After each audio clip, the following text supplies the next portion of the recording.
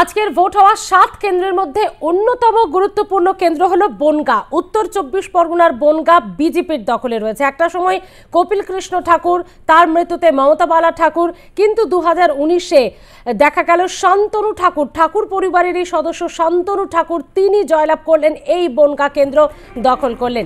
এবার tough fight, তার কারণ একটা সময় যার সঙ্গে একই দলে কাজ করতেন, একই দলীয় কর্মী ছিলেন, সেই বিশ্বজিৎ দাস এবার শান্তনু ঠাকুরের বিরুদ্ধে। মতুয়া ভোট যেখানে ফ্যাক্টর, ঠাকুর বাড়ির অন্দরের বিবাদ অনেক সময় দেখা গেছে যে যেখানে রাজনীতির রঙও লেগেছে। ইতিমধ্যেই শান্তনু ঠাকুর ভোট দিয়ে ফেলেছেন। আজ অত্যন্ত উল্লেখযোগ্য একটা দিক দেখা যাচ্ছে, প্রার্থীরা কিন্তু একেবারে সাত সকালে নিজেদের ভোটাধিকার কায়েম করে একেবারে বেরিয়ে পড়ছেন।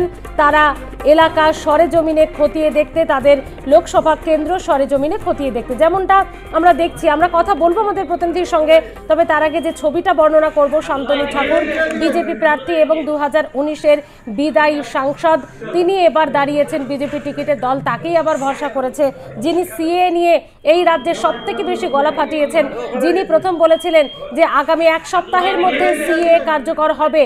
তার বক্তব্যের পরে কিন্তু দেখা গেল হ্যাঁ তেমনটাই হয়েছিল। সেই শান্তনু ঠাকুর ভোট দিলেন, তারপর বেরিয়ে পড়লেন এলাকা সরেজমিনে খতিয়ে দেখতে। কথা বলবো আমাদের প্রতিনিধি সত্যজিৎ চক্রবর্তীর সঙ্গে।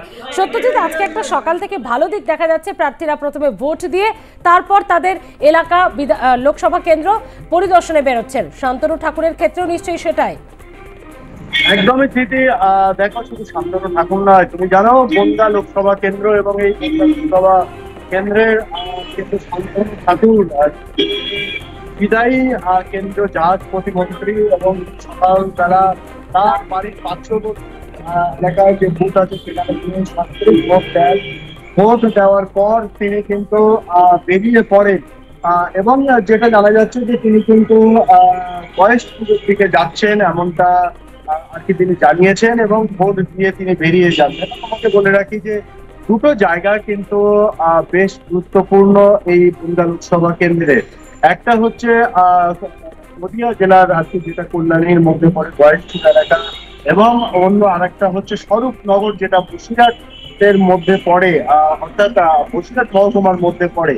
তো স্বাভাবিকভাবেই এই যে দুই দিকে দুটো অঞ্চল আছে, এই দুটো অঞ্চলেই কিন্তু বিজেপি টার্গেট করেছে যে তাদের প্রার্থী, বিশেষ করে শান্তনু ঠাকুর, তিনি কিন্তু ভোট দিয়ে তিনি বেরিয়ে যাবেন, এবং সেই মতো তিনি বেরিয়ে গেছেন। অন্যদিকে গোপালনগরে নিজের যে বুথ, সেই বুথে ভোট দিয়ে কিন্তু বিশ্বজিৎ দাস, যিনি বনগাঁ তৃণমূলের প্রার্থী, তিনিও সকাল সকাল ভোট দিয়ে বেরিয়ে পড়েছেন, বিভিন্ন বুথে ঘুরবেন এমনটা কিন্তু জানা গেছে, এবং তিনি ইতিমধ্যে বেরিয়ে পড়েছেন। তো স্বাভাবিকভাবেই সকালবেলা থেকে বিভিন্ন বুথে তুমি জানো যে গরম, তীব্র দাবদাহের একটা কিন্তু পরিবেশ পরিস্থিতি চলছে।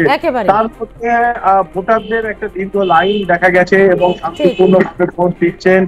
যারা নিরাপত্তা রক্ষী আছে, কেন্দ্রীয় বাহিনী এবং পুলিশ, প্রত্যেকেই কিন্তু বুথ পাহারা দিচ্ছে। এবং গতকাল রাত থেকে অশান্ত যেহেতু স্বরূপনগর, তো স্বাভাবিকভাবে শান্তনু ঠাকুর তিনি কিন্তু নির্বাচন কমিশনের রাজ্য পুলিশের ভূমিকা নিয়ে তিনি প্রশ্ন তুলেছেন।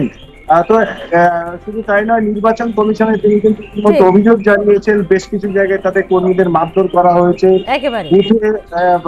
কিন্তু তাদের এজেন্টদের ঢুকতে বাধা দিচ্ছে। তো সব মিলিয়ে অভিযোগটা কিন্তু তিনি করেছেন, এমনটা তিনি জানিয়েছেন। এবং আপাতত ধন্যবাদ সত্যজিৎ তোমাকে। আমরা আবারও পরে কথা বলবো সত্যজিৎ তোমার সঙ্গে। ইতিমধ্যেই দেখা যাচ্ছে যে শান্তনু ঠাকুর তিনি ভোট দিয়েছেন, এবং তারপর যেখানে যেখানে যেমন অভিযোগ পাবেন তার মুভমেন্ট চলতে থাকবে বলে জানিয়েছেন।